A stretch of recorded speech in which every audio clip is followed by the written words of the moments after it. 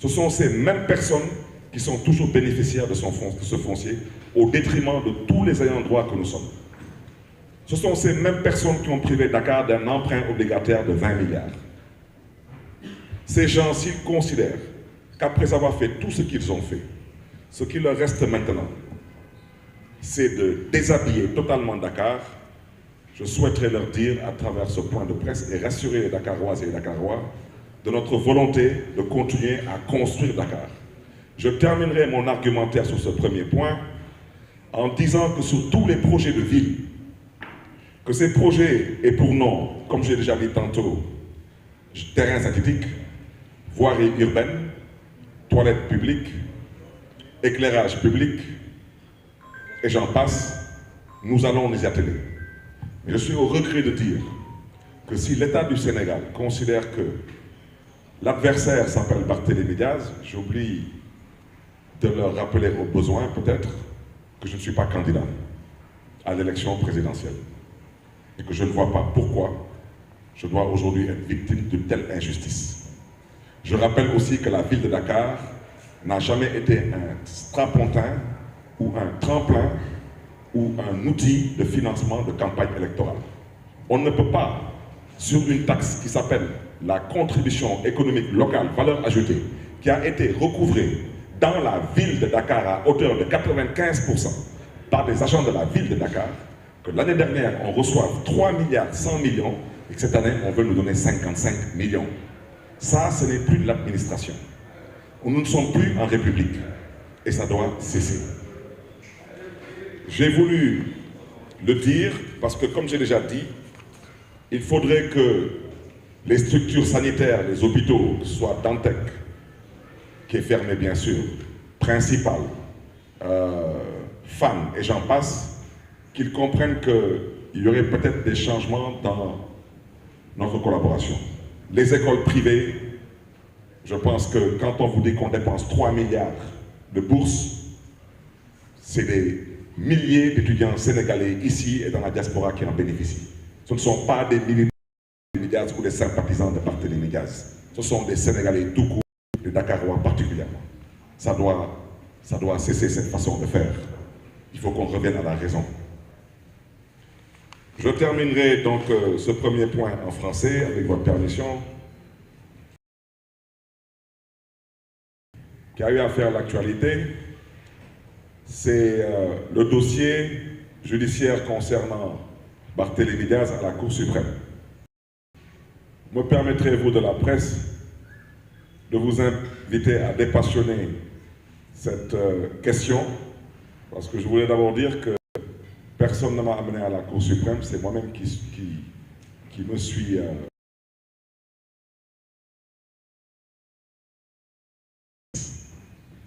Je ne reviendrai pas là-dessus. Comme je l'ai déjà dit, au Sénégal, ceux qui veulent comprendre ne comprendront jamais. Et je ne suis pas là pour chercher à faire comprendre à qui que ce soit, quoi que ce soit.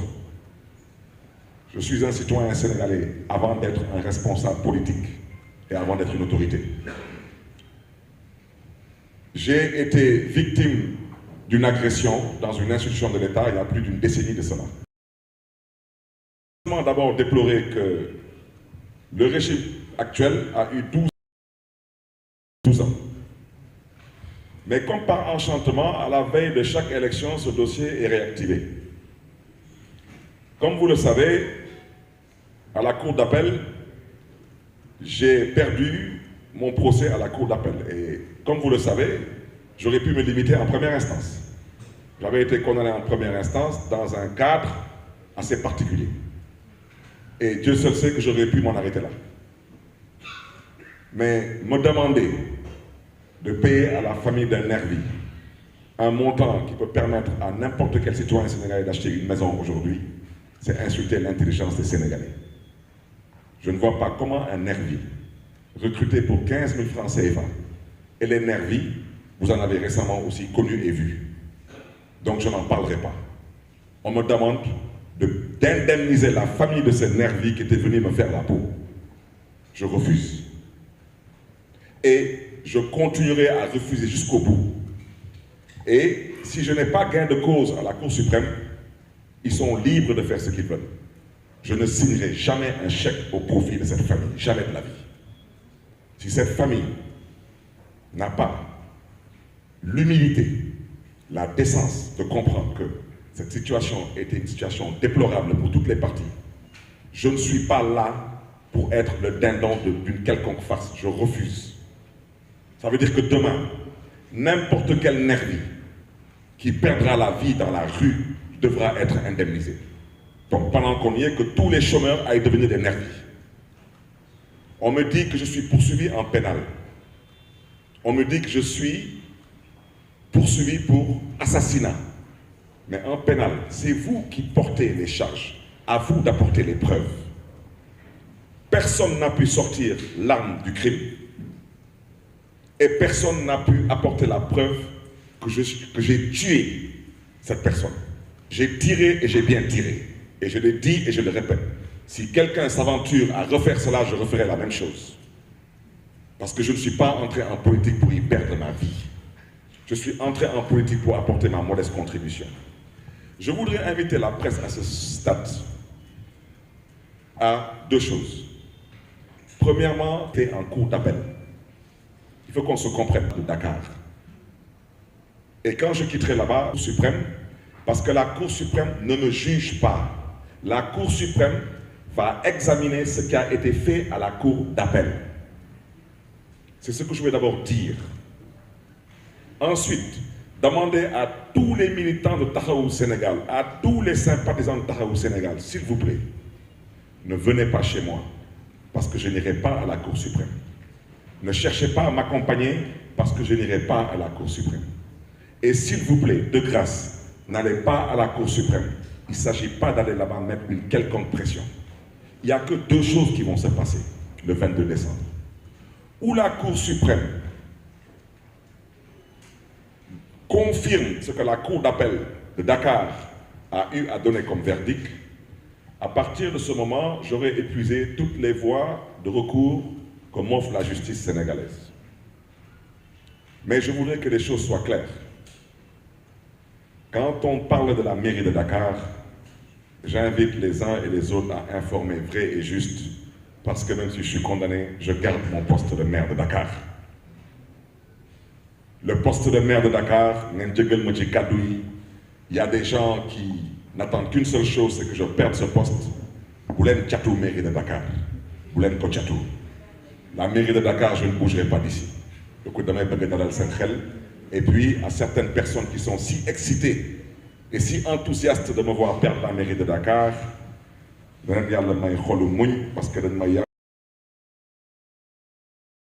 pour la mairie de Dakar, je souhaiterais vous rassurer, je ne bougerai pas d'ici.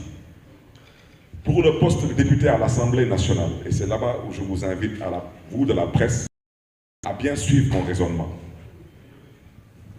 Je l'ai déjà dit, je fais de la politique. Je ne suis pas arrivé par accident. Je suis un enfant et un pur produit du Parti socialiste.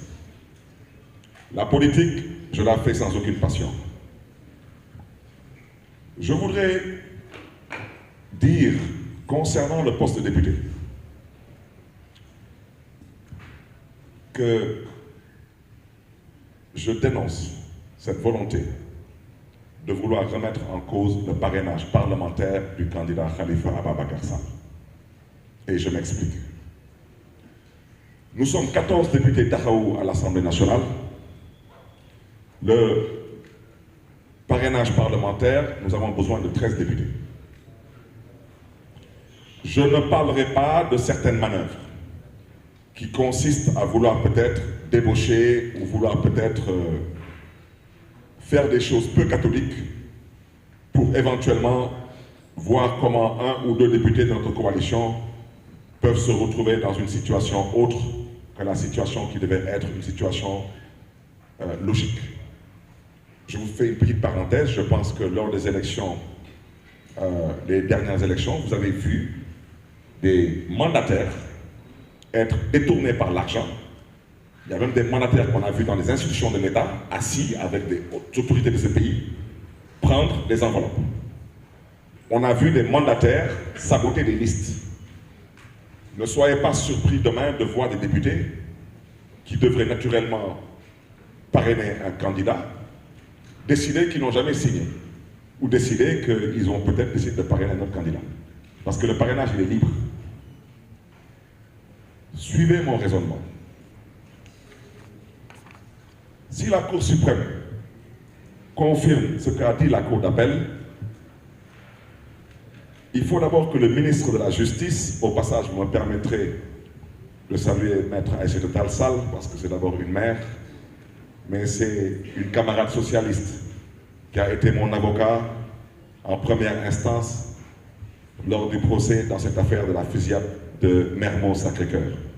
Une femme qui m'a défendu bec et ongle, et une femme pour qui j'aurai toujours du respect et de la considération, parce qu'elle m'a toujours défendu au franc symbolique. Aujourd'hui, elle est ministre de la Justice, et je l'en félicite. Je voudrais dire que donc, en cas de confirmation par la Cour suprême de ma condamnation par la Cour d'appel de Dakar, il faudrait que le ministre de la Justice saisisse le président de l'Assemblée nationale du Sénégal pour me faire perdre mon poste de député. Mais je voudrais rassurer tout le monde, on n'arrivera pas là. Parce que, honnêtement, j'ai dépassé le stade d'être député. J'ai été député à plusieurs reprises, j'ai été membre du bureau de l'Assemblée de cette génuflexion, à voter le budget. Actuellement, la session ordinaire